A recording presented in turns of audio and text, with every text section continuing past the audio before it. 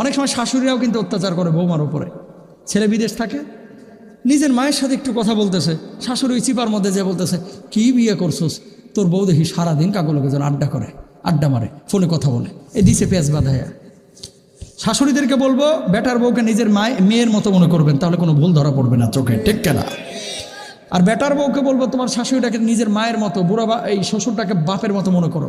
আর আমাদের শাশুড়িরা নিজের মেয়েকে রাজকন্যার মতো দেখতে চায় আরেক বাড়িতে, আর বেটার বউকে দাসীবাদীর মতো আচরণ করে, ঠিক কেনা? সুতরাং বেটার বউকে নিজের মেয়ের মতো আমরা মনে করবো ইনশা। স্ত্রী যদি বাপের বাড়িতে বেড়াতে যায়, তার স্বামী তখন বলল, তুমি 2 দিনের মধ্যে চলে আসবে, না হলে তুমি তালাক। এগুলো করবেন না, এগুলো জুলুম। অনেক সময় ওই যে যৌতুক দেয় নাই, আর বাপের বাড়িতে যাবি না, যদি বাপের বাড়ি গেছস তুই তালাক। কেন?